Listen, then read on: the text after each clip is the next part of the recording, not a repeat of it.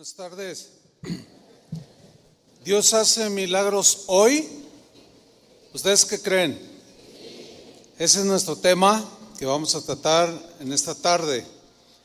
Voy a comenzar definiendo lo que es un milagro, según el diccionario.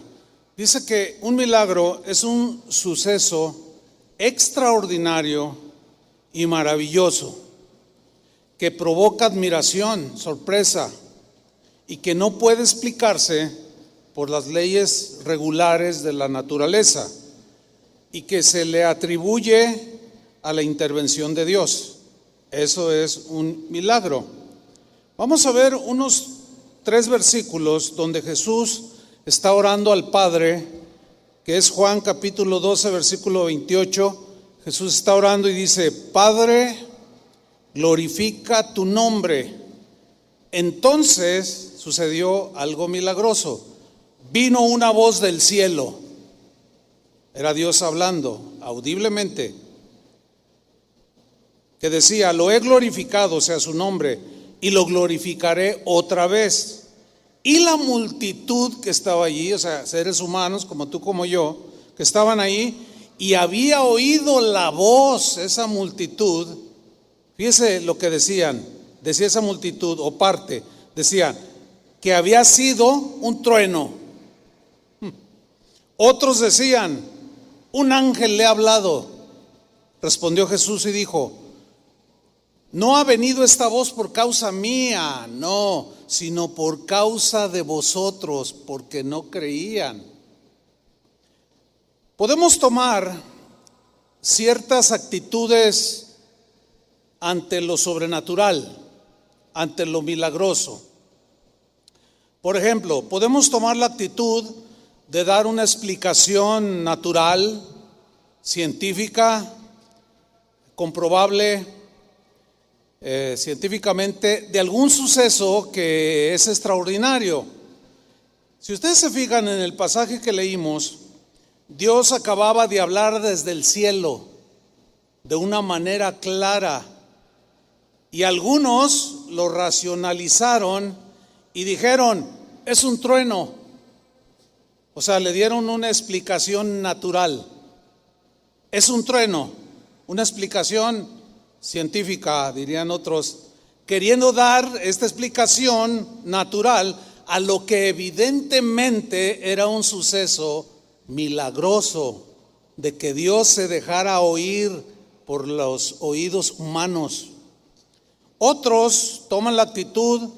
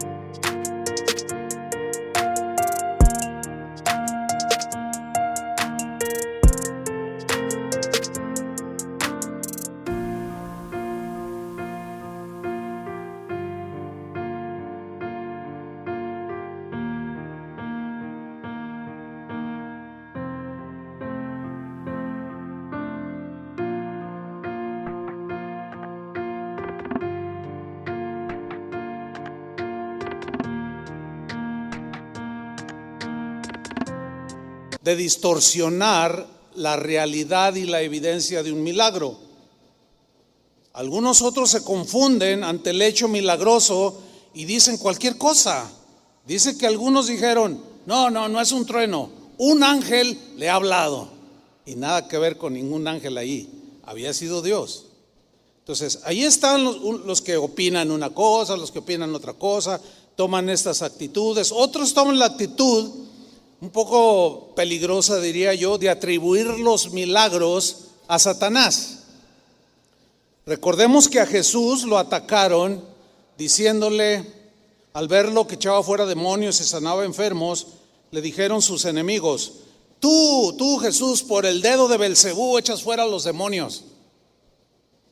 Estos negadores de milagros suelen decir hoy en la actualidad y desde los tiempos de Jesús, suelen decir: cuidado, tengan mucho cuidado, porque Satanás también hace milagros. ¿Han oído eso? Bueno, los que son negadores de milagros, y me estoy refiriendo a gente que está metida en la iglesia, que niegan los milagros, que se dicen cristianos. Los de afuera, los ateos, ¿qué podemos esperar? No, estoy hablando de los que están profesando cristianismo, pero niegan los milagros. Y ellos citan Apocalipsis 13, versículo 13, diciendo: bueno, mira, ahí está en la Biblia de que Satanás hace milagros. Y citan a la bestia que aparece aquí en 13:13 de Apocalipsis, que dice así: que esta bestia también hace grandes señales, o sea, señales portentosas y milagrosas, de tal manera que aún hace descender fuego del cielo a la tierra delante de los hombres. Eso es algo milagroso. Pero ¿dónde se originó? En la bestia del Apocalipsis, Satanás.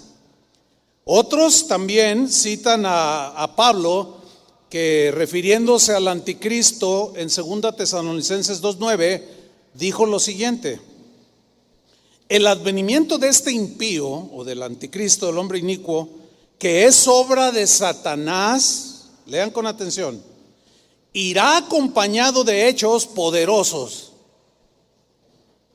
señales y falsos milagros. Yo puse entre comillas falsos milagros, ¿por qué? Porque si hay falsos milagros, implica que hay milagros verdaderos, ¿sí o no? Esa es la dualidad. Hay bueno, hay malo, hay feo, hay hermoso, hay bien, hay mal, etcétera, etcétera. Entonces, si hay milagros falsos, también hay milagros verdaderos. Bueno, es una ironía los que creen que Satanás hace milagros, los que afirman que los milagros que hoy suelen suceder son obra de Satanás. Es una ironía creer que Satanás hace milagros y que Dios ya no los hace. O sea, creen más que el diablo hace milagros a que Dios los haga el día de hoy. Ese es algo irónico para los que creen eso. Otros toman la actitud de afirmar de manera tajante que el tiempo de los milagros ha cesado. Terminaron. Que los milagros terminaron cuando el último de los apóstoles murió. En ese momento terminó Dios de hacer milagros en la tierra. ¿Por qué? Porque solo a los apóstoles les delegó el poder de sanar enfermos, orar por enfermos, sanar, hacer hechos milagrosos.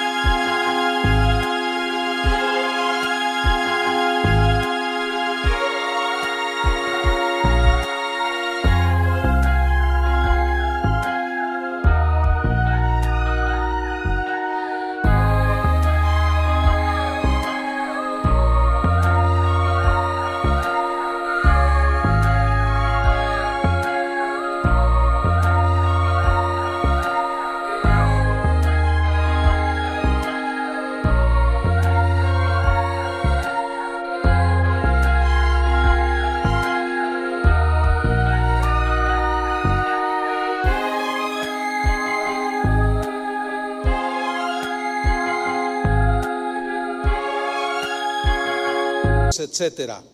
Pero los que afirman que todo esto cesó, se apoyan o solo alcanzan a ver los excesos de algunos, que sí los hay, de algunos que abusan de los milagros para estafar a la gente, para sacarles el dinero. Entonces, por temor a caer en ese exceso, llegan a la conclusión de que pues son falsos maestros y que por lo tanto los supuestos milagros son falsos. Entonces ellos llegan a la conclusión de que ya no existen los milagros de Dios, y ellos se han fabricado la idea de que ya terminó el tiempo de los apóstoles y así ya estábamos tranquilos, nada que el diablo se nos coló ni nada. Bueno, yo quiero decir algo. Yo respeto lo que cada quien pueda creer, no se puede obligar a nadie a creer. Tampoco a mí, nadie me puede obligar a creer lo que no somos personas que tenemos esa libertad dada por Dios para creer lo que nosotros pensemos, discernamos y entendamos que es lo correcto. Bueno, nosotros en Casa de Oración, en todo lo que es el ministerio de Casa de Oración, creemos, no de ahorita, no de hace 10 años, desde que yo me acuerdo, yo nací en una congregación, yo nací en medio de milagros, viéndolos yo mismo con mis propios ojos. Entonces, el ministerio de Casa de Oración, creemos que Dios sigue haciendo milagros el día de hoy. Nosotros sí, nosotros creemos así. Como Dios poderoso y Dios soberano, Él puede hacer milagros cuando quiera, porque Él es soberano. ¿Están de acuerdo conmigo?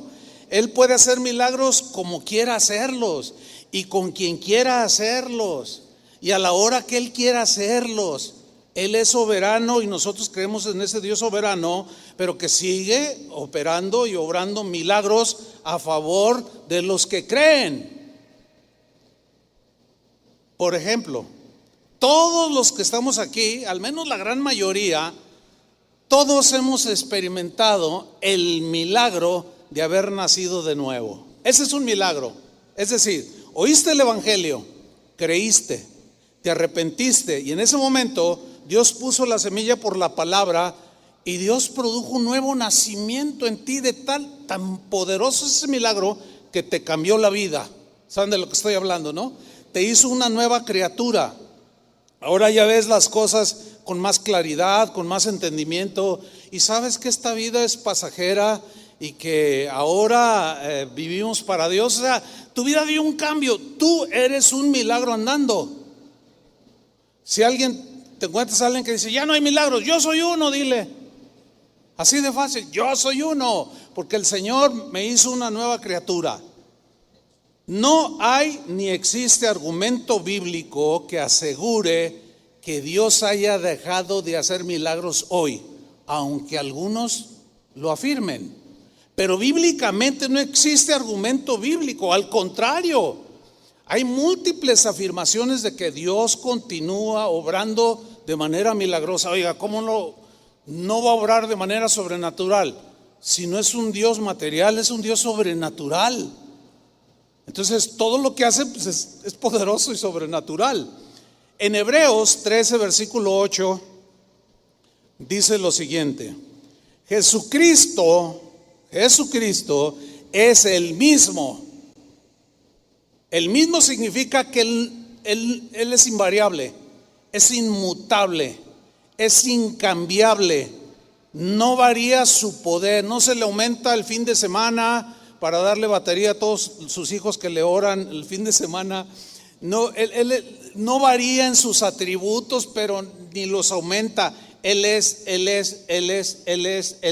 y sigue siendo. Jesucristo es el mismo ayer. Ponle desde el Antiguo Testamento que estaba la sombra ahí en aquella roca que seguía a los israelitas en el desierto. Era Cristo, una figura de Cristo. Ayer hizo milagros, les dio de beber. Eso fue un milagro. Jesucristo es el mismo ayer, hoy. El que escribió la carta a los hebreos lo puso en tiempo presente, dijo hoy, y en el hoy de hace 2000 años que escribió esta carta, era en ese momento. Hoy sigue siendo el mismo. Jesucristo es el mismo ayer, hoy y por los siglos, por toda la eternidad. No cambia Él. El Dios que hizo milagros en el desierto con su pueblo Israel es el mismo que se manifestó en Jesucristo, que hizo muchos milagros y el día de hoy sigue siendo el mismo. Y si todavía no llega en 2000 años, seguirá siendo el mismo. Él no tiene cambio ni sombra de variación. Él es el mismo. En la versión, en lenguaje actual, ese mismo versículo dice: Jesucristo nunca cambia. Me gusta que en el griego significa lo mismo, es un sinónimo de él mismo. Jesucristo nunca cambia. ¿Cuándo cambia Jesús? Nunca. Entonces yo hago unas preguntas para aquellos que dicen que ya cesaron las manifestaciones milagrosas, los dones del Espíritu para el tiempo de los apóstoles. Se murió el último apóstol y se acabó todo eso. Yo hago estas preguntas. ¿Jesús dejó de ser el mismo de ayer y hoy es distinto? La respuesta es no. En el primer siglo hizo muchos milagros, hace 2000 años, y en el siglo XXI ya no los hace. Pues claro que sí. ¿Y cómo será por los siglos de los siglos? Si ayer fue uno, hoy es otro, ¿y cómo será por los siglos de los siglos? ¿Como ayer o como hoy? ¿O cómo? Están confundidos. Porque Él nunca cambia. Hay una confusión aquí en aquellos que afirman de manera muy convincente de que los milagros cesaron, de que las manifestaciones de Dios cesaron, de que ya no puedes hablar con Dios, se acabó. Ya Dios habló y está la Biblia. Sí, ahí tenemos la Biblia, pero Dios sigue obrando y operando en forma milagrosa. Vamos a empezar a ver cosas que sucedieron en la vida de Jesús en el primer siglo y de cómo hizo algunos milagros. Y Él es el mismo que los puede seguir haciendo hoy. Vamos a Mateo capítulo 9, versículo 35. Dice así: recorría Jesús todas las ciudades y aldeas, enseñando en las sinagogas de ellos y predicando el evangelio del reino, las buenas noticias de Dios para el ser humano. Y además de predicar, ¿qué hacía? Sanando toda enfermedad y toda dolencia en el pueblo. Ok. Algunos que niegan o que afirman, mejor dicho, que los cesaron los dones milagrosos, etcétera, etcétera. Ellos afirman que solo a los apóstoles se les dio el poder de hacer milagros y de hacer cosas extraordinarias, sobrenaturales, por el poder de Dios en el nombre de Jesús. Y ellos citan Mateo 10, versículo 1. Dicen ellos y leen así, y yo creo en este versículo. Dice: Jesús reunió a sus 12 discípulos. Ahí está, dicen, nada más a los 12, no es para todos. Entonces se murió el último, se acabó. Entonces lo reunió y le dijo a cada uno, dice, le dio poder. Juan, Andrés, hasta Judas estaba incluido ahí. A cada uno le dio ¿qué? Díganlo fuerte. A cada uno le dio poder para expulsar malos espíritus y para sanar toda clase de enfermedades. Entonces algunos se quedan ahí en la lectura y dicen, bueno, sí les dio poder, pero nada más para los del primer siglo. Muerto el último apóstol, se acabó, ya nadie tiene ese poder. Pero eso es impreciso, eso es verdad, pero en el contexto general de lo que estoy diciendo es una media verdad. Porque también dice en Lucas 10:1 lo siguiente: después de estas cosas designó el Señor también a otros 70. Esos son más que 12. Y no eran apóstoles como los 12, eran de sus discípulos, a quienes Él quiso de manera soberana depositar en esos 70. Los envió, a quienes envió de 2 en 2 delante de Él a toda ciudad y lugar a donde Él había de ir. Dice en el versículo 9 que les dijo: id y sanad a los enfermos que en ella haya. O sea, en la casa donde entren, y allí a los enfermos que encuentren, sánenlos, oren y ellos sanarán. Y díganles: se ha acercado a vosotros el reino de Dios. Primero le encomendó a los 12, pero también a 70. Y posteriormente, cuando Jesús resucita, dice: vayan por todo el mundo y prediquen el evangelio. Y estas señales seguirán a los que creen. En mi nombre echarán fuera demonios, hablarán nuevas lenguas, sobre los enfermos pondrán sus manos y sanarán. Eso no fue solamente para el primer siglo. Se murieron los apóstoles, pero después, pero siguieron operando los milagros de Dios. Los cristianos seguían creyendo, imponían sus manos, oraban y Dios seguía haciendo milagros. Los 70 lo hicieron. Después se fue corriendo y al paso de los siglos en la historia hay registros históricos de que los milagros de Dios, las manifestaciones milagrosas de Dios siguieron sucediendo hasta el día de hoy.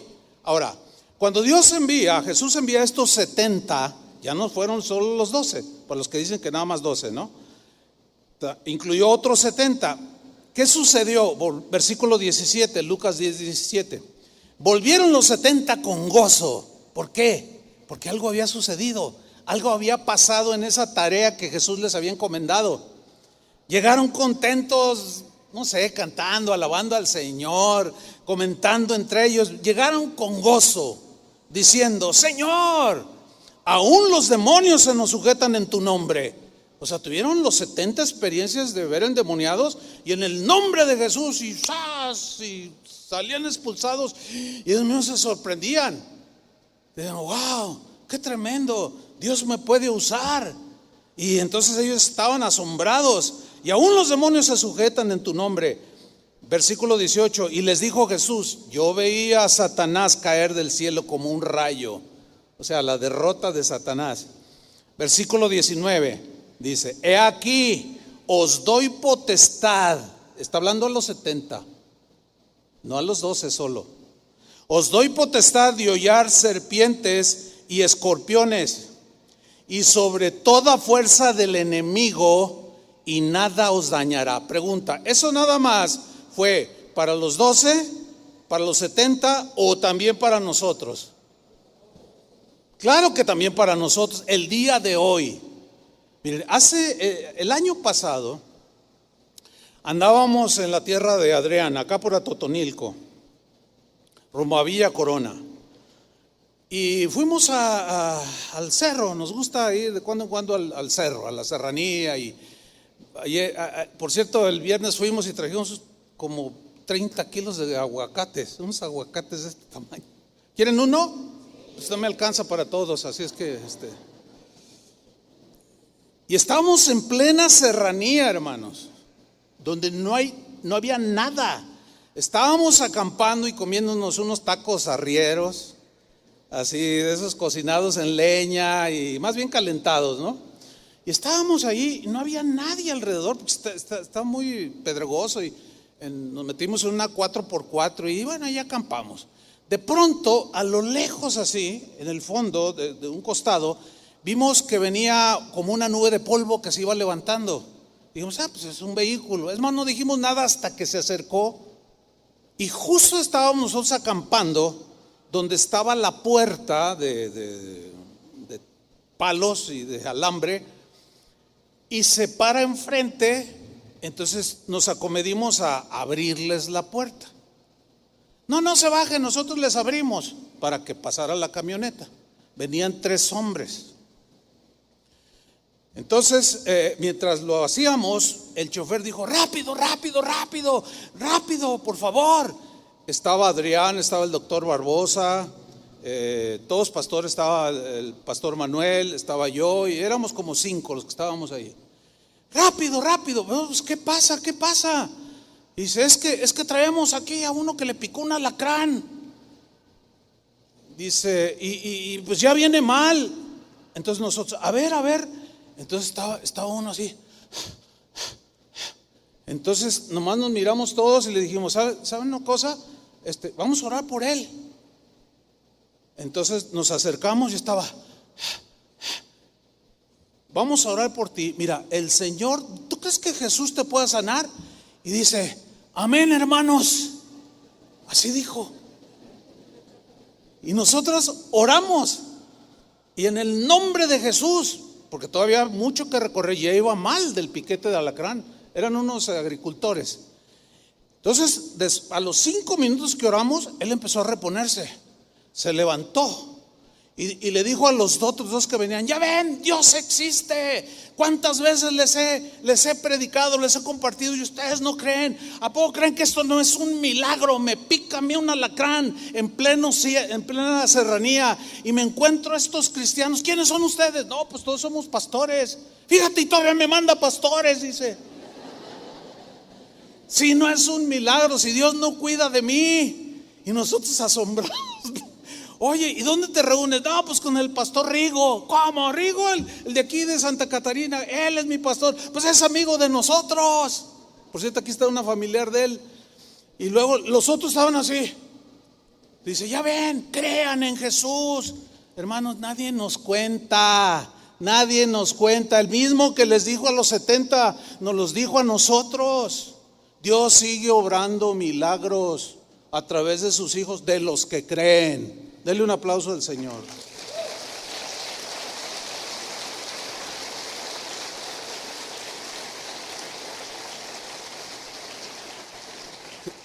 En Lucas 10:20, acuérdense que ellos llegaron con gozo, ¿no? ¡Ay, los demonios!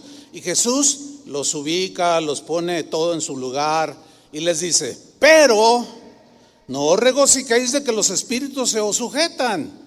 O sea, no vayan a cometer el error de hacer de los milagros algo más grande que el mismo Dios. Los milagros tienen un propósito, tienen una razón del por qué el Señor los hace y por qué nos usa, ¿sí? Entonces les dice, miren, no se regocijen de que los espíritus se os sujetan, sino regocijaos de que vuestros nombres están escritos en los cielos. Hace unos 10 años más o menos, yo estuve predicando, yo creo que fácilmente unos 2 años, muy fuerte, acerca de la primacía y de la importancia de predicar la palabra de Dios. De que la palabra de Dios es nuestra regla de fe, de conducta, y que no debemos desviarnos ni a derecha ni a izquierda, sino mantenernos lo más posible en la doctrina cristiana, la doctrina de Cristo, o sana doctrina, como Pablo mismo dijo del Evangelio.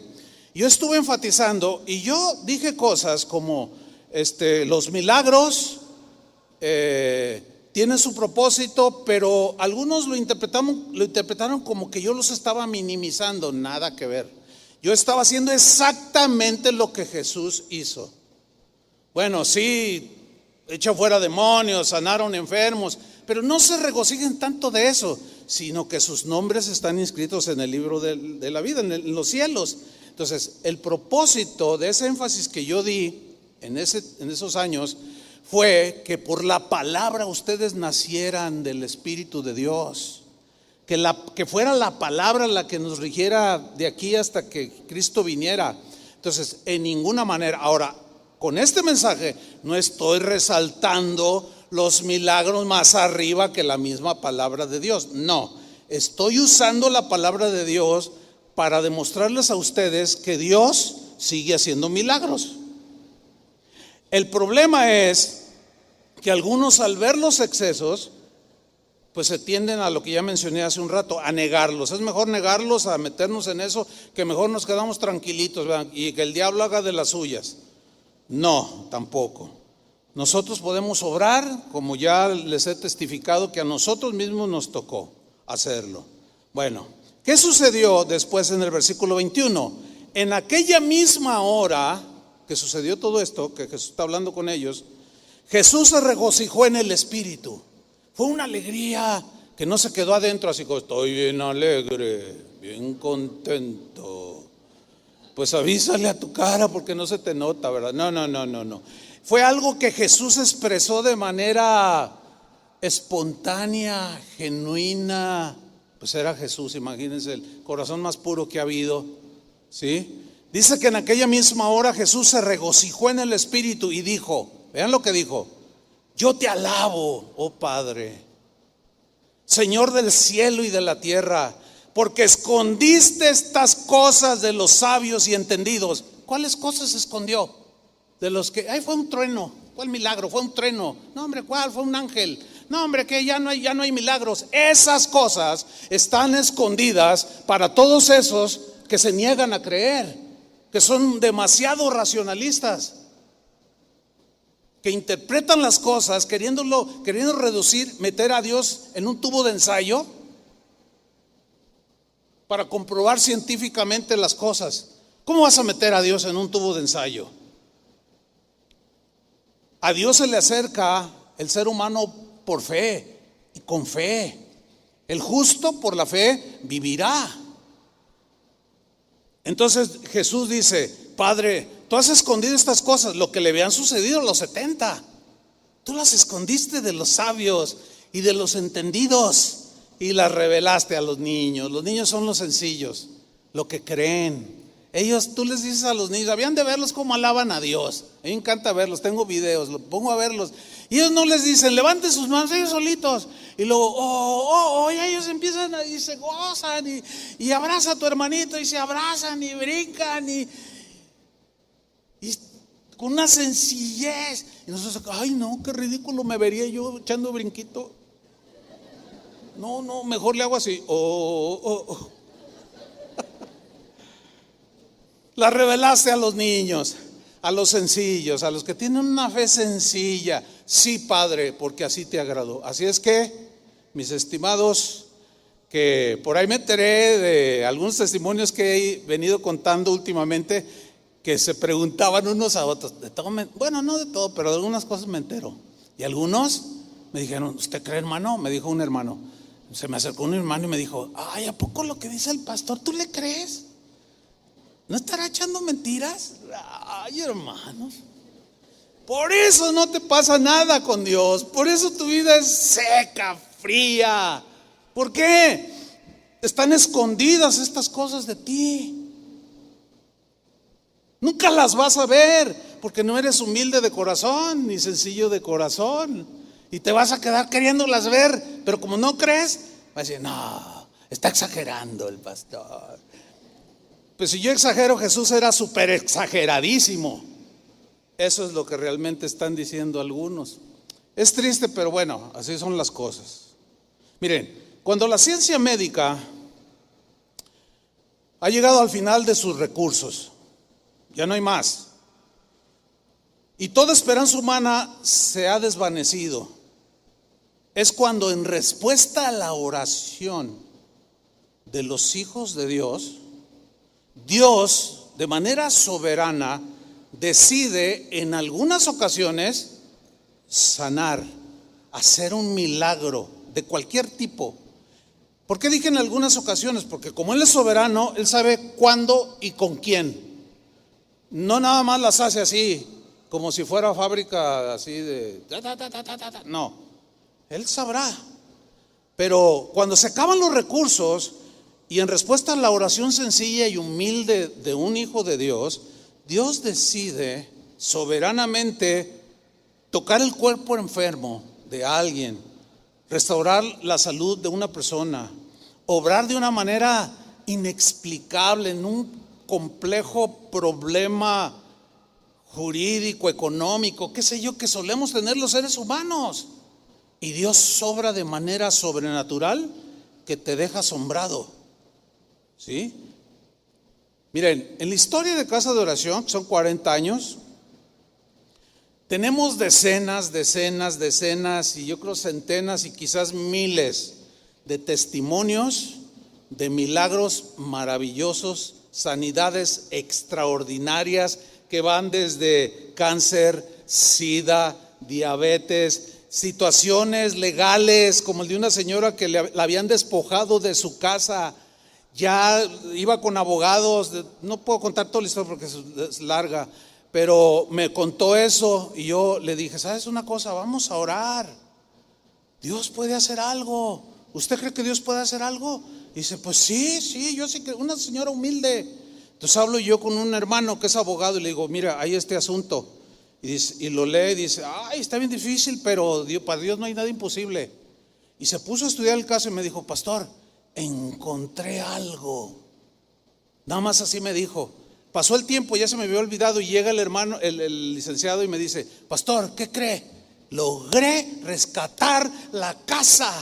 Fue milagroso. El mismo abogado diciendo, fue algo milagroso. Vamos a decirle a la hermana casi se nos desmaya. Cuando le dijimos, ¿sabe qué? Ahí está su casa, puede volver otra vez a entrar. Ay, ¿y con qué les pago? Y dice el abogado, pues, él fue el que hizo todo el trámite como abogado. Dice, no le voy a cobrar nada porque yo no hice nada. El milagro fue de Dios. Dios de una manera milagrosa le regresó su casa. Hermanos, Dios sigue obrando. Dios sigue haciendo milagros hoy para el que cree. Hace 45 años, mi abuelo vivía, el papá de mi papá, un viejito bien lindo. ¿Cómo lo extrañé cuando murió? Yo le compartí, tuve ese privilegio de compartirle y se convirtió a Cristo. Él era un ebrio, era un ya de muchos años, alcohólico. Y cuando yo le compartí, mira, fue un milagro. Ese fue el primer milagro que él experimentó. El Señor le quitó el alcoholismo así como de tajo, así. Él mismo estaba sorprendido, que decía, ay, ahora abuelo, ay, hijo, me decía, apesta re feo, y pensar que se apestaba yo, decía. Bueno, mi abuelo había tenido un accidente, se tropezó y cayó enfrente de una puerta que tenía un vidrio. Entonces se quiso detener y con el brazo derecho rompió el vidrio y lo rasgó desde aquí hasta acá, pero así bien feo. Entonces lo tuvieron que operar, le cosieron. Su brazo no le quedó bien, él quedó así, no lo podía extender, siempre andaba así el abuelo, ¿sí? Entonces nada más movía la mano izquierda y los dedos, pero no podía moverlos. Entonces en una ocasión vino a Guadalajara y yo le dije, abuelito, qué bueno que vino. Fíjese que estamos en unas reuniones donde están orando por los enfermos y, no, qué bueno. Y lo llevé. Y en plena reunión, hermanos, en plena reunión, así como ahorita, había varios predicadores, pero estaba entre ellos una hermana. Hagan de cuenta como si ahorita sucede. Y le dice, el Señor que está allí, Dios me muestra que usted tiene algo, pero no sé qué es lo que tiene. Entonces dice el abuelo, es que no puedo mover el brazo. Y le hace así el abuelo, ¿no? Ya lo conocían algunos de los hermanos allí en la iglesia donde íbamos. Entonces le dice, ¿tú crees que el Señor te puede sanar y enderezar tu brazo? Y mi abuelo responde, dice, sí creo, claro que Él puede, le dice el abuelito, ¿no? Y le dice esta hermana, en el nombre de Jesús, y extendió su mano derecha y dijo, en el nombre de Jesús, estira tu brazo. Y mi abuelo era un hombre bien sencillo, dice, pues es que no puedo, ¿cómo lo voy a estirar? Dice, que lo estires en el nombre de Jesús, delante de todos, hermanos. Delante de todos, no porque no había cámaras en ese tiempo, pero delante de todos el abuelo empezó a hacer, ay, así literal como yo estoy haciendo, y abre su mano y extiende las dos manos y ya está el abuelo brincando y llorando y todos, delante de nuestros ojos.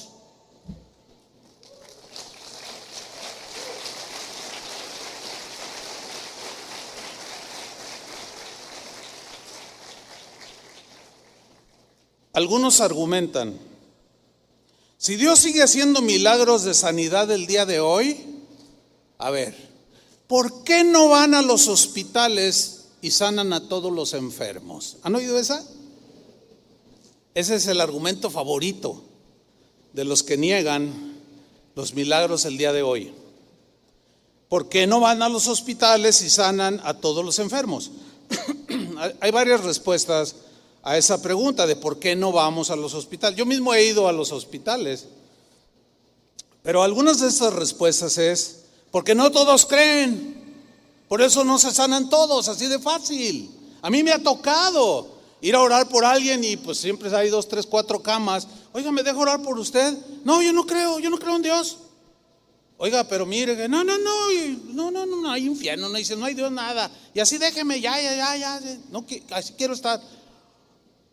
Entonces, ¿cómo vamos a llegar a un hospital y a todos los enfermos les ponemos y todos van a sanar? Ese es un argumento falaz. Otra respuesta es porque algunos necesitan el quebrantamiento del corazón para volverse a Dios. Porque también me ha tocado llegar ante alguien casi de rebote, entre comillas, y luego, oiga, estamos orando y compartiéndole a alguien y oye el enfermito de la otra cama, ¿no? Y, oiga, ¿puede orar por mí? Sí, ¿cómo no? A ver, oiga, mire, y le empiezas a compartir, empiezan a llorar. qué bueno, Dios lo trajo, porque yo necesitaba reconciliarme con el Señor. Y ahí aceptan a Cristo, lloran, les comparte uno la palabra de Dios, oramos, algunos han sanado, otros se han muerto. Eso no es de uno. Entonces, una respuesta bíblica a los que dicen ¿por qué no van a los hospitales y sanan a todos los enfermos? Pues fíjense, los que argumentan esto, que ni Jesús sanó a todos. Vamos a la Biblia. Juan capítulo 5 dice que hay en Jerusalén, 5:2, cerca de la puerta de las ovejas, un estanque llamado en hebreo Betesda. En estos yacía una multitud de enfermos. Era como un hospital ambulante. Había ciegos, cojos y paralíticos. 5. Y había allí un hombre que hacía 38 años que estaba enfermo. Qué terrible ha de haber sido su vida de este hombre. 38 años. Cuando Jesús lo vio acostado, o sea, era un paralítico, y supo que llevaba ya mucho tiempo así, le dijo: ¿quieres ser sano? Bueno, algunos pensarían y dijeran: ay, qué pregunta tan tonta. Se está burlando Jesús de ese enfermo. ¿A qué enfermo se le pregunta ¿quieres ser sano? ¿Quieres ser sano? Pues yo ahora ya lo personalizo. Yo no he conocido un solo enfermo que esté feliz, gozoso, contento de estar enfermo. ¿Ustedes conocen alguno? Que digan: no, así déjame, estoy pero bien contento. Tengo un cáncer acá y luego tengo diabetes y luego esto y no me funcionan las neuronas del cerebro y el páncreas ya estoy invadido de cáncer y el corazón tengo un soplo y estoy bien feliz. ¿Conocen a alguien así? Entonces parece como que si Jesús se estuviera burlando. Nada que ver, hermanos, no. Pero ¿por qué le preguntó algo tan obvio? ¿Saben por qué? Porque no todos creían en él.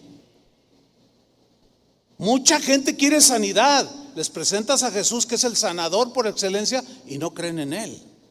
Y prefieren irse a hacer una limpia. Y prefieren hacerse otras cosas que creer en Jesús. Por eso es que Jesús le preguntó a uno. La pregunta es: ¿por qué no le preguntó a todos? Porque él sabía por qué.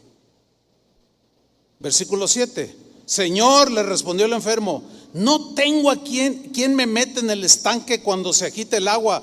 Y entre tanto que yo voy arrastrándose, porque estaba paralítico, otro desciende antes que yo, y se creía que un ángel movía el agua y el que descendiera primero quedaba sano. Entonces no alcanzo y aquí estoy por muchos años. Versículo 8 dice, Jesús le dijo: levántate, toma tu lecho y anda. O sea, es una orden. Estaba acostado en una camilla. Levántate, agarra tu cama, anda. Dice el versículo 9, y al instante, ese es un milagro instantáneo, al instante aquel hombre fue sanado y tomó su cama, su lecho, y anduvo y se fue. Pregunta: ¿por qué Jesús no sanó a todos? Solo uno. Bueno, si ni Jesús sanó a todos los que estaban en el hospital, Jesús mismo, ¿tú crees que cualquiera de nosotros puede ir a un hospital y sanar a todos los que están ahí? No, hermanos, no. Esa es una pregunta muy tendenciosa, porque ni Jesús lo hizo. Otro ejemplo, Marcos capítulo 6, versículo 4. Mas Jesús les decía: no hay profeta sin honra, sino en su propia tierra. O sea, significa que aún los que lo conocían ahí en Nazaret, donde él se crió, no creían en él. Sabemos que tú eres el hijo del carpintero, que José es tu padre, que María es tu madre y están tus hermanos, y ahora nos dices, no te creemos. Y no le creían a Jesús. Entonces Jesús dice: no hay profeta sin honra, sino en su propia tierra. Y se ha hecho un refrán, pero su origen no es ni siquiera en Jesús, ya había un refrán que decía: nadie es profeta en su tierra. ¿Lo han oído? O sea que nadie te va a creer. Tú llegas, dice: mi vida cambió. Tú eres un borracho, y no te creen. No, no, sigue siendo, y eras lo otro, y eres, cuántas cosas te dicen, y no te creen, y se burlan de ti, y te dicen el monje loco, y te dicen cuánta cosa, y la Madre Teresa de Calcuta, y no sé cuál, y se burlan de ti, y te dicen: no, sí, miren, el Señor me transformó, y no te creen y te desprecian. Nadie es profeta en su tierra. Pues los mismos cercanos a Jesús no le creían. Sigamos leyendo. No hay profeta sin honra sino en su propia tierra y entre sus parientes y en su casa. Nadie es profeta en su tierra. Versículo 5, lean con mucha atención. Y no pudo hacer allí ningún milagro. ¿Qué significa? Que se limitó su poder, así como que se le acabó la pila y necesitaba kriptonita, como Superman. ¿Qué le pasó ahí a Jesús? A Jesús no le pasó nada. Pero entonces, ¿por qué dice que no pudo allí hacer ningún milagro? ¿Saben por qué? Porque no creían. Entonces, los que no creen, es obvio que el Señor tampoco va a hacer un despliegue de poder, que eventualmente lo hace para demostrarse que está Él allí.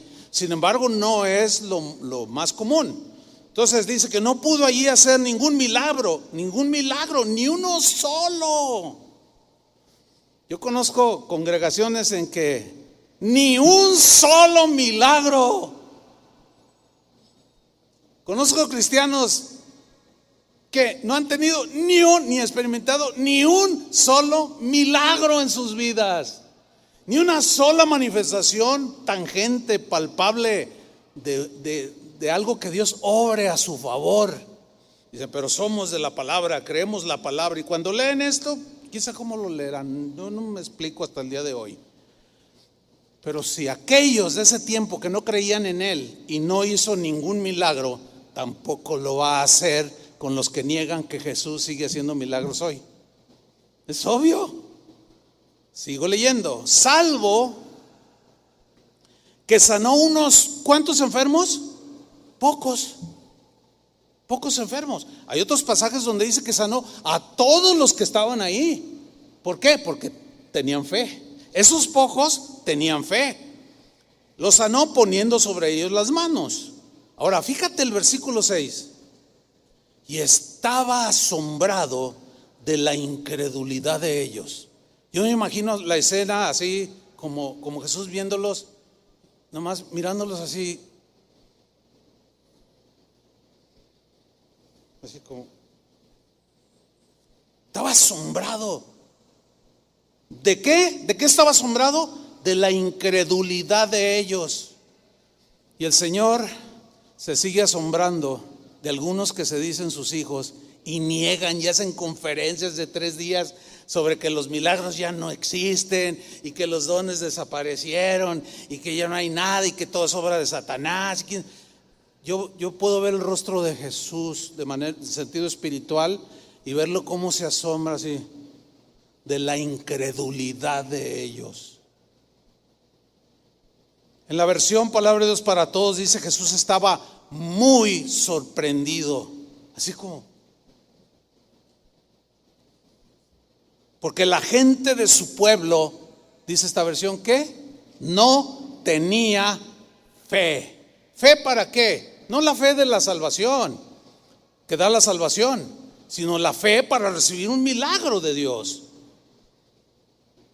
Entonces, el Dios que tenemos, hermanos, sigue siendo el mismo ayer, hoy y siempre. A fin de cuentas, ¿a quién vamos a creerle que Él es el mismo, que no ha cambiado? A los que dicen que ya cambió, o a lo que dice la Biblia, que Él no ha cambiado. ¿A quién van a creerle? Bueno, yo ya tomé mi decisión. Yo sigo creyendo en el texto y en otros más que afirman contundentemente que Jesús sigue siendo el mismo, que no ha cambiado y que milagros que hizo cuando Él pisó esta tierra los siguió repitiendo a través de la historia y que el día de hoy sigue haciéndolos. Y ya no solamente el día de hoy, a mi alrededor, conmigo mismo, yo mismo los he visto. ¿Y cuántos de ustedes los han visto también? Hoy hay una corriente muy fuerte dentro del cristianismo que atacan de una manera despiadada, pero totalmente antibíblica, lo que la Biblia dice al respecto. Pero Dios sigue haciendo milagros de todo tipo. Vamos a un ejemplo aquí en la Biblia. Juan capítulo 6, versículo 1. Juan 6:1. Dice así: después de esto, Jesús fue al otro lado del mar de Galilea, el de Tiberias, y le seguía gran multitud, porque veían las señales que hacía en los enfermos. Entonces subió Jesús a un monte y se sentó allí con sus discípulos. Y estaba cerca la Pascua, la fiesta de los judíos. Cuando alzó Jesús los ojos y vio que había venido a él gran multitud, lean con atención, le dijo a Felipe: ¿de dónde compraremos pan para que coman estos? Fíjense lo que dice el versículo 6. Pero esto decía a Felipe para probarle, a ver qué le iba a contestar. Felipe ya había visto muchos milagros que Jesús había hecho. Dijo esto para probarle, porque él sabía lo que había de hacer. Él ya sabía lo que iba a hacer con esa multitud que estaba ahí, que lo seguían, y que de pronto el tiempo pasó y empezó a darles hambre. Dice: ¿Qué podemos comprar con esta cantidad? Felipe le respondió en el versículo 7: 200 denarios de pan, que era una buena cantidad de dinero. 200 denarios de pan no bastarían, Señor, para dar a cada uno de ellos que tomase un poco de pan, un pedacito. No nos alcanza. ¿Cuántas veces estamos en una situación así? Cuando las finanzas están bajas, o no hay trabajo, o hay una situación que te desgastó tus finanzas y te quedaste sin recursos, y ves a tus 15 hijos que tienes ahí en la mesa, bueno, parodiando un poco ahí la multitud, ¿no? Algunos sí tienen una multitud. Y de pronto tu esposa te ve y te dice: ¿qué les vamos a dar si nomás hay un pan? Y son 5 los chiquillos y todos están llorando que tienen hambre. No nos alcanza. Versículo 8. Uno de sus discípulos, Andrés, hermano de Simón Pedro, le dijo a Jesús: aquí está un muchacho. Ya ven que los niños siempre se vienen hacia adelante. Siempre. Cuando hay algo, siempre están adelante, se cuelan y están hacia adelante. Entonces se entiende que ese niño estaba oyendo el diálogo de Jesús con Felipe. Darles de comer. No, pero no nos alcanza el dinero para comprar un poco de pan. Y Andrés se acerca y dice: aquí hay un muchacho que tiene 5 panes de cebada y 2 pececillos. O sea, él sí llevaba su lonche, ¿verdad? Mas, ¿qué es esto para tantos? O sea, se entiende que el muchacho, al oír la plática de Jesús con Felipe, se acercó y tal vez lo intervino allí Andrés y le dijo: ¿qué pasó? Pues yo pongo esto, 5 panes y 2 pececillos, para que lo repartan, en su inocencia. Pero Andrés dice: ¿más qué es esto para tantos? ¿Cómo les vamos a dar de comer? Entonces Jesús dijo: hagan recostar a la gente. Puso orden, todos sentados, y había mucha hierba en aquel lugar, hasta en un lugar medio comodito por allí, y se recostaron como en número de, ¿cuántos eran? 5,000 varones. Mateo dice que eran 5,000 varones, sin contar las mujeres y los niños. Dicen los entendidos que eso equivale aproximadamente entre 10,000 a 15,000 personas en ese evento. Que eran 5 panecillos y 2 pececillos. No eran nada. Que eran 200 denarios para comprar pan. No eran nada. Recuéstalos, dice. Versículo 11. Y tomó Jesús aquellos panes. Se entiende que los tomó en sus manos. Y habiendo dado gracias, los repartió entre los discípulos, Y los discípulos entre los que estaban recostados, asimismo de los peces, cuanto querían. Y cuando se hubieron saciado, que panza llena, corazón contento, dijo a sus discípulos: recojan los pedazos que sobraron, para que no se pierda nada. Recogieron pues y llenaron 12 cestas de pedazos. De los 5 panes de cebada sobraron, que de los 5 panes de cebada sobraron a los que habían comido. ¿Qué es eso? Esto se conoce como el milagro de la multiplicación. Hermanos, una pregunta: ¿Jesús podría hacer un milagro de ese tipo el día de hoy?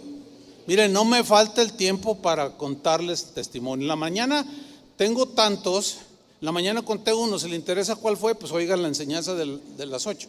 Pero hoy les voy a contar otro de multiplicación. Bueno, 2. Una, Carlos, mi hermano, de recién casa de oración. Lo mandamos. Casa de oración ha sido una iglesia misionera desde el principio. Y lo mandamos a Zapotlanejo, donde hay una casa de oración ahorita. Pero en aquel tiempo lo enviamos a él para que abriera una casa de oración. Y bueno, lo enviamos a Carlos y a Berta, y ellos son gente de fe. Y en una ocasión, pues no había comida. Y dice Carlos que oró al Señor, le dijo: Señor, yo sé que tú puedes suplir.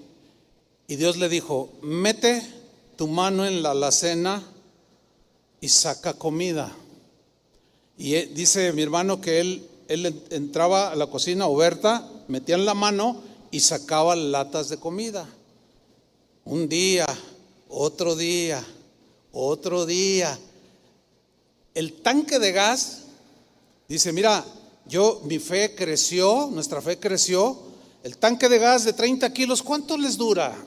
¿Cuánto dura un tanque de así normal, de 30 kilos? ¿Alguien me puede decir? ¿Un mes? ¿Un mes?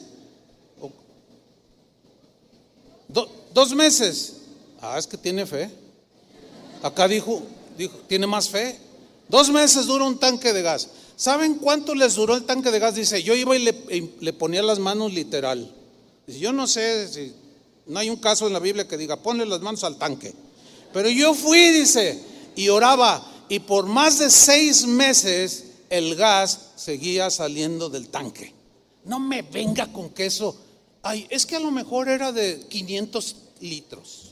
Es que a lo mejor lo viste chiquito, que era un tanque. No me venga con esas racionalidades, por favor. Que hay muchos que afirman esas cosas. Bueno, pero esto que voy a contar sucedió en la congregación donde yo estaba. Por eso yo les dije, yo nací en una congregación en medio de milagros. Que a veces cuando estamos platicando con pastores me acuerdo de cosas que se me habían olvidado, pero es así, mire. Entonces, para mí la vida cristiana ha sido desde un inicio milagro tras milagro tras milagro. Para mí es natural ver milagros cotidianamente.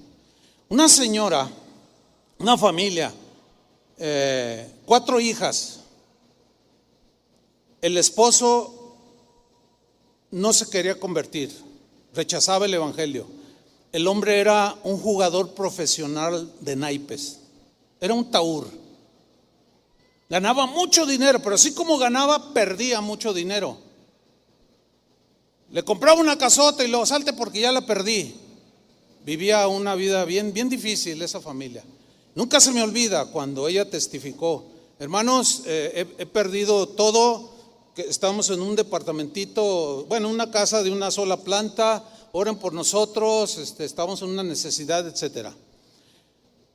Y pasaron los meses. Y un día le dijo al pastor: pastor, ¿me deja testificar de algo que estoy viviendo?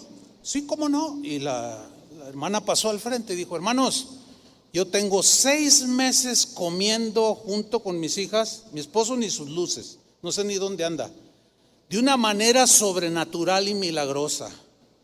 Nos sentamos, dice, recuerdo hace como 6 meses, nos sentamos en la mesa: mamá, tenemos hambre. Dice, yo cerré mis ojos, le dije: Señor, ¿qué? Y claramente me habló al oído y me dijo: ve a la alacena, extiende la mano, no mires hacia adentro y saca de comer. Dice, hermanos, yo fui, metí la mano, sabía que no había nada, pero yo obedecí, metí la mano y palpé algo y saqué un bote de comida. Y metí la mano, saqué 2 y comimos. Al otro día en la mañana otra vez, y al otro día a mediodía otra vez, y otra vez, y otra vez durante 6 meses. Y yo estaba allí creciendo en la fe. Y yo dije,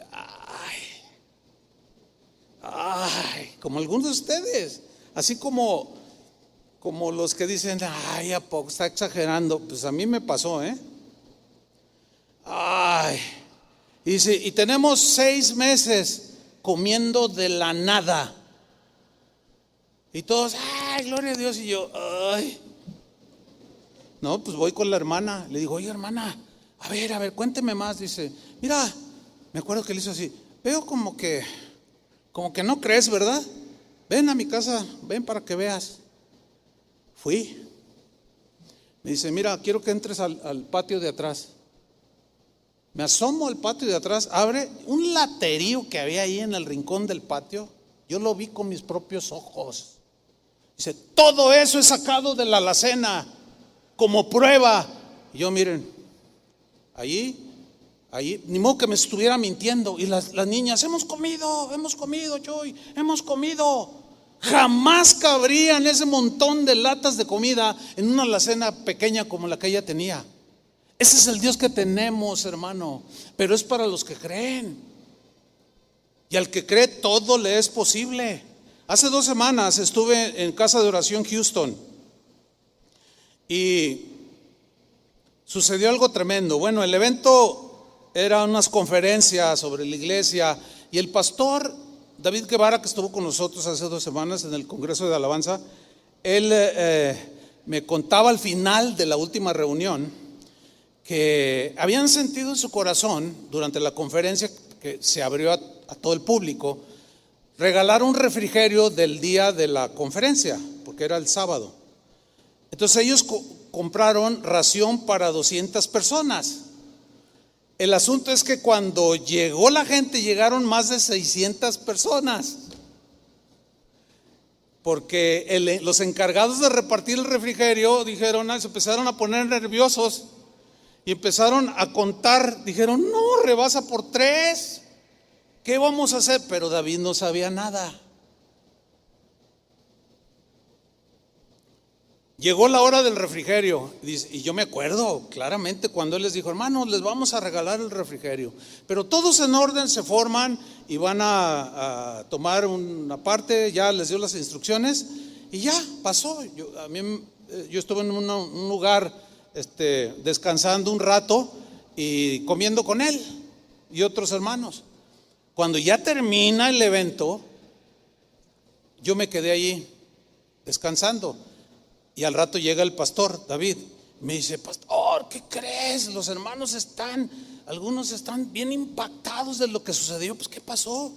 Están allá en el estacionamiento comentando. Y ya me comenta esto que yo le estoy comentando.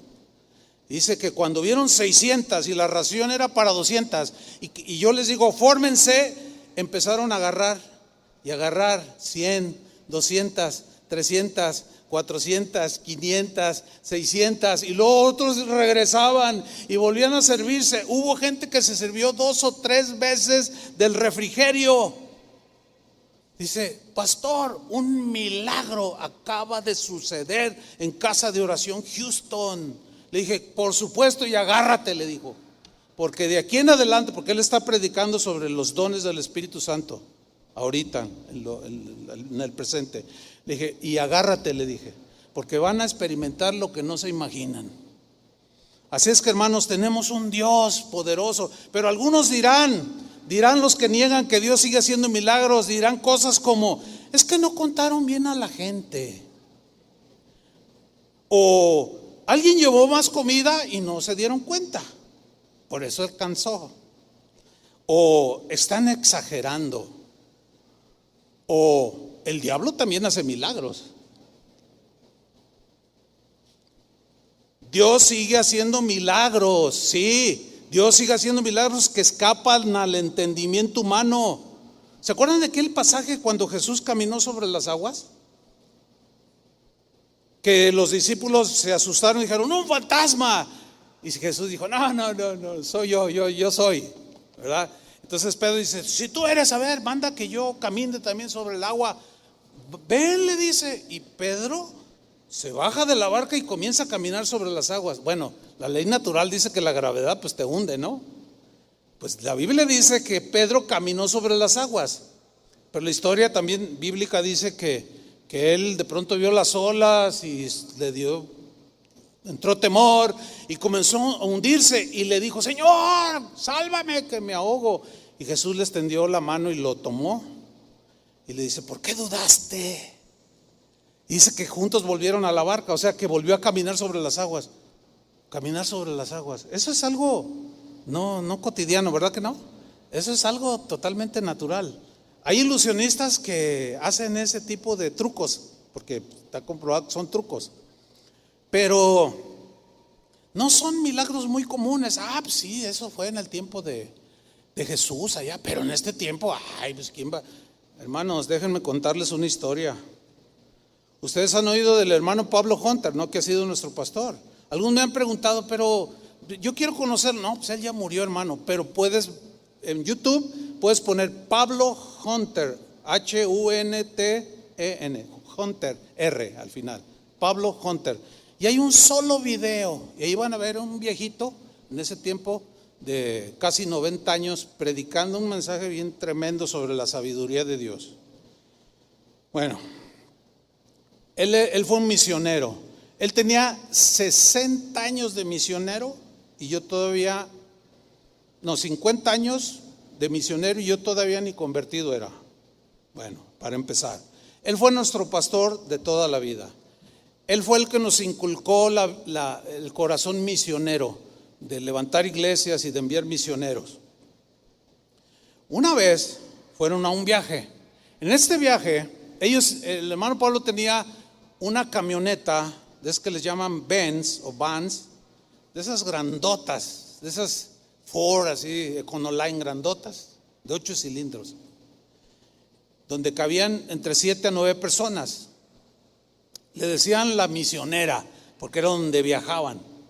En ese viaje no me tocó ir, no fui yo, pero iba el pastor Toño Lázaro, que su hijo aquí está. A ver, Eliud, levanta la mano. ¿Sí saben que Eliud, el que toca el bajo, es hijo de Toño Lázaro? Bueno, ese Toño Lázaro yo lo conocí cuando era soltero, hace más de 45 años. Un hombre de fe, un hombre sencillo. Él es doctor, es científico, pero es un hombre sencillo y con un corazón para las misiones. Y lo conocí y siempre congeniamos.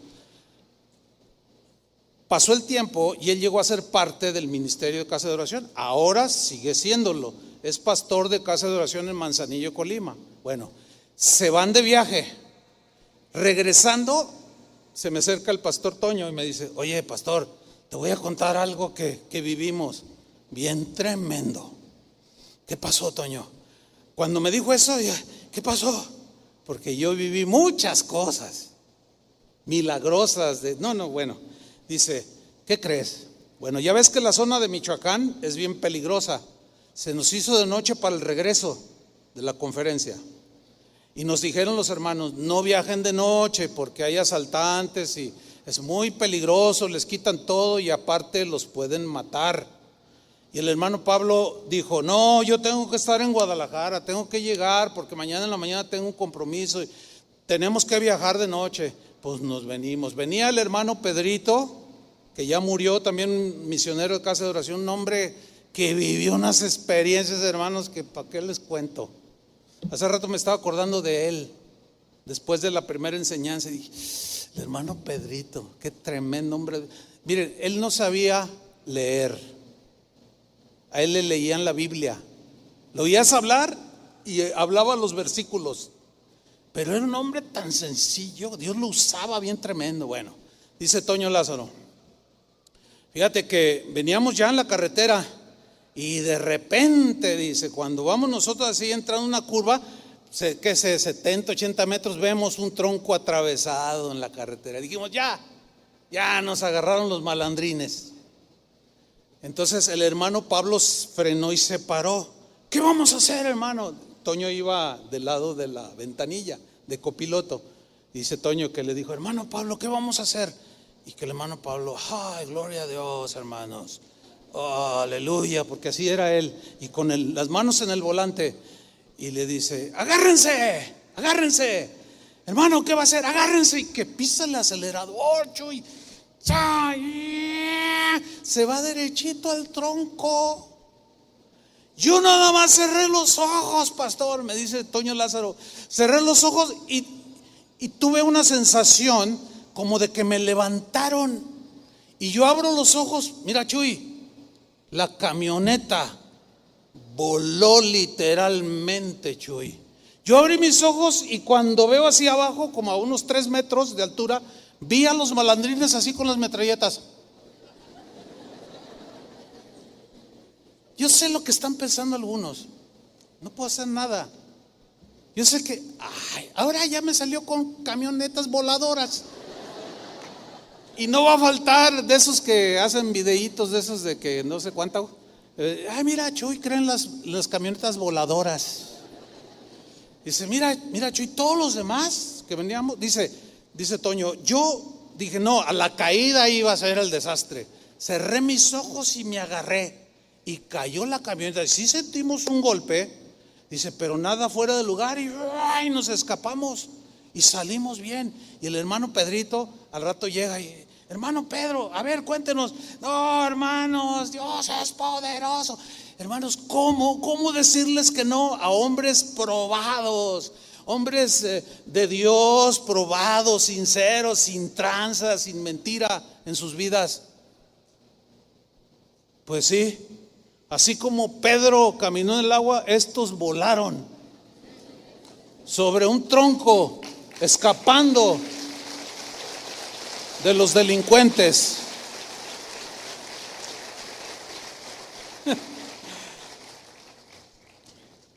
Ese es el Jesucristo de hoy, no el de ayer, sino es el de hoy y va a ser el de mañana.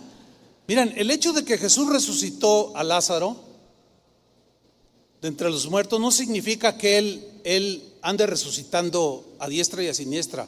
Los discípulos, hay un par de casos ahí que Pablo, Pedro, no sé, hicieron allí, resucitaron gente. Sin embargo, otra vez Toño Lázaro vuelve a la escena.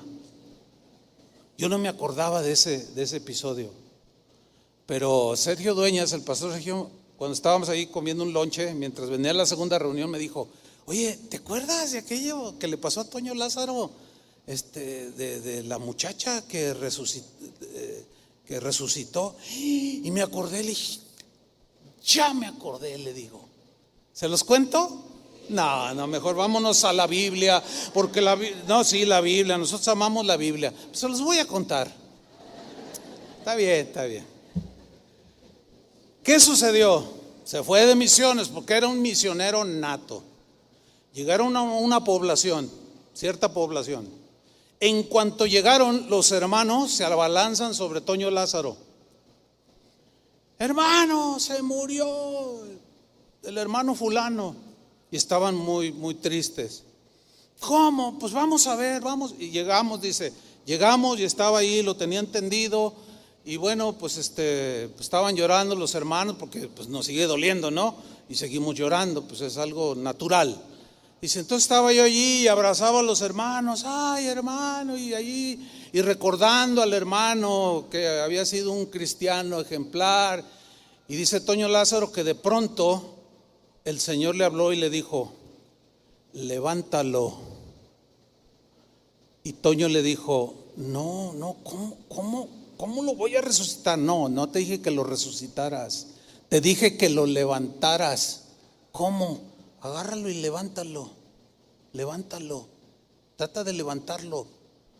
Dice, Señor, pero ¿cómo voy a hacer eso?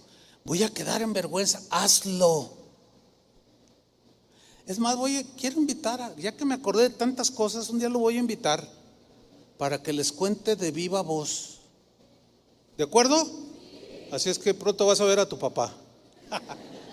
Dice, entonces me voy, hermanos, dice, voy a hacer algo, yo todo tembloroso, dice, y agarro al hermano difunto y lo levanto, lo agarro así y lo levanto. Yo nada más hice lo que Dios me dijo.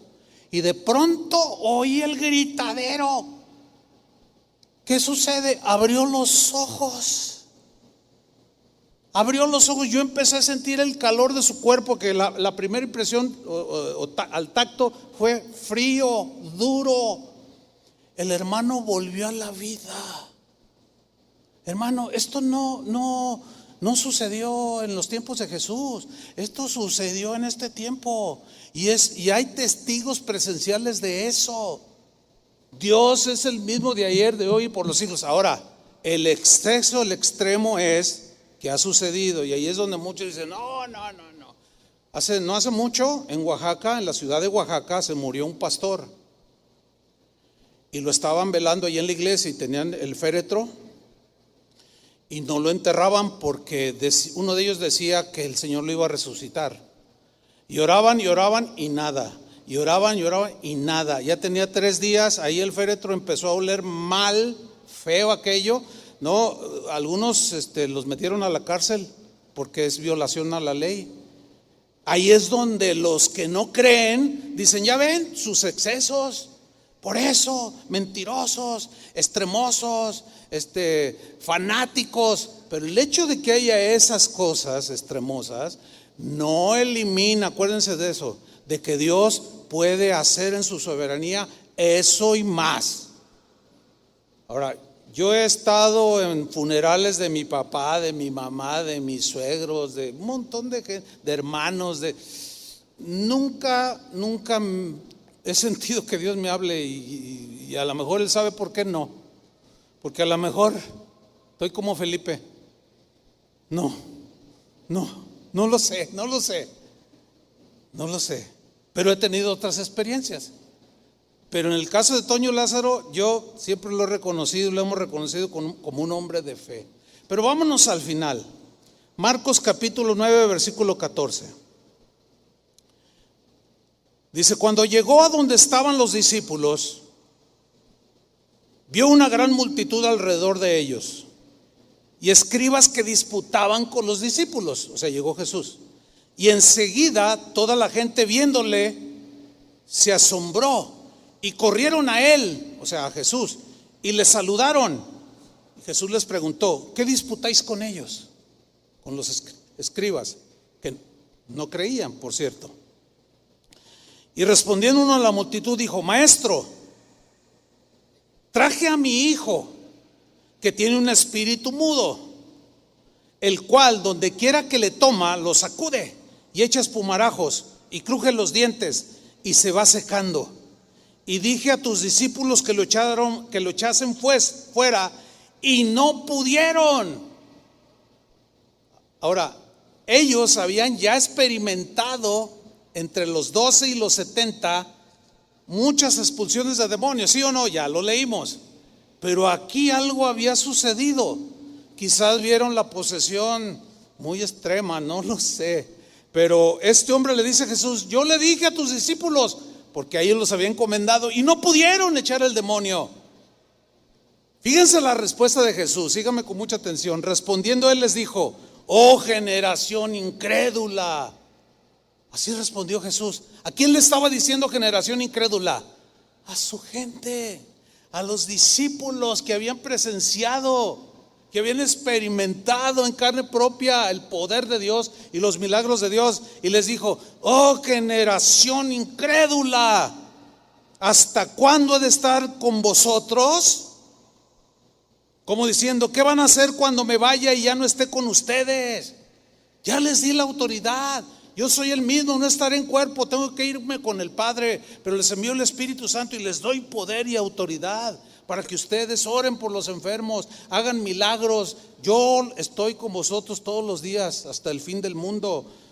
¿Hasta cuándo he de estar con vosotros? Y luego les hace otra pregunta bien fuerte, muy fuerte. Y les dice: ¿hasta cuándo los he de soportar? ¿Hasta cuándo el Señor seguirá soportando a los que dudan? Lo enfadaron. ¿Saben una cosa, hermanos? No enfaden al Señor. Si tú eres de los escépticos, si tú eres de los que ay, sí, ay, mira, ok, está bien, quédate así. Pero te voy a pedir una cosa: no hartes al Señor, quédate callado. Si no crees, está bien, quédate callado, no digas nada, no le digas al de al lado, porque puede ser un recién convertido el que está a tu lado, que tiene una fe sencilla, y puede ser piedra de tropiezo por tu incredulidad, porque la incredulidad también se contagia. ¿Hasta cuándo los he de soportar? Si hay algo que ofende a Dios, hermanos, es la falta de fe, créanmelo. Es dudar de su poder, la incredulidad, el intelectualismo que niega su poder milagroso para obrar como ayer, hacerlo hoy. Mira, mejor no digas nada, decir, no creo, está bien, pero ya no digas nada, y menos escribas nada en Facebook, y menos en YouTube.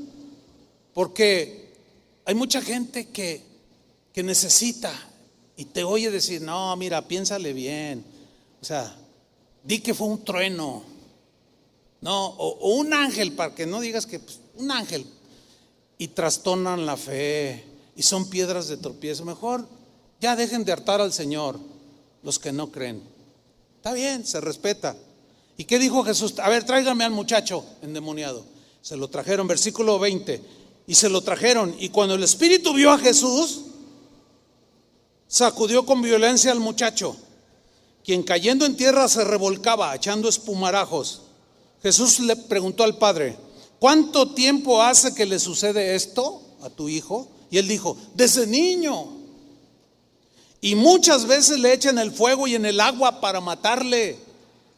Pero si puedes hacer algo, ten misericordia de nosotros y ayúdanos, Jesús. Jesús le dijo, fíjense lo que Jesús le dijo: si puedes creer. ¿Qué le dijo? Si puedes creer. Porque no todos pueden creer porque no quieren. Pero si puedes creer, al que cree, todo le es posible. Al que cree. ¿Cuántos creen? ¿En qué situación estás? Al que cree. Si tú no crees, pues no pasa nada. Pero si tú crees, espérate a recibir la manifestación de Dios como prueba de que Él es el mismo de ayer, de hoy y por los siglos de los siglos. Y testifícalo, y lo vas a testificar, y a lo mejor hasta damos oportunidad a que algunos lo testifiquen y con pruebas. Aquí tenemos estudios así guardados de gente que ha sido sanada por el Señor de enfermedades incurables. Yo les digo, miren, guarden eso, porque luego la gente sale ahí diciendo: no, a ver, nomás, ya no tengo nada, y puras mentiras. Pero al que cree, a esos no les pasa nada. Pero al que cree, todo le es posible. E inmediatamente el padre del muchacho clamó y dijo: creo. Pero él añadió algo más, que los que son dubitativos, así que están un poco, como a mí me pasó en un tiempo: creo, ayuda a mi incredulidad. O sea, quiero creer más, pero ayúdame, yo creo, pero quiero creer más en que tú eres poderoso para hacer cualquier cosa. ¿Cuántos creen que Dios puede obrar a tu favor? No mañana, hoy. Y mañana será hoy, y pasado mañana será el hoy de ese día. Y tú puedes llegar a tener una vida en relación con Dios, experimentándolo cada día de manera sobrenatural. Y se me acabó el tiempo, tengo que terminar solamente diciéndoles: ¿qué situación estás pasando? No todos, yo entiendo, no todos necesitan un milagro, porque un milagro es algo que escapa a las leyes naturales. Pero ¿cuántos necesitan algo urgente de parte del Señor? Levanten su mano. Ok, ¿ustedes creen? Al que cree todo le es posible. Pónganse de pie. Levanten sus manos al cielo. Y díganle estas palabras: Señor, aquí estoy, creyendo que tú eres el mismo que fuiste ayer, eres el mismo de hoy y serás el de siempre. Señor, yo estoy en esta situación. Así como este padre de este muchacho tenía una necesidad familiar, su hijo tenía problemas espirituales fuertes, o como aquella multitud que te seguía, Señor, y no tenían comida, y tú de una manera espectacular multiplicaste la provisión y les diste. Señor, el que tenga una necesidad, multiplícale de una manera sobrenatural, milagrosa. Si alguien viene enfermo, Señor, de una manera milagrosa toca su cuerpo, o en alguna situación legal o de cualquier tipo, Padre, en el nombre de Jesucristo recibimos porque creemos.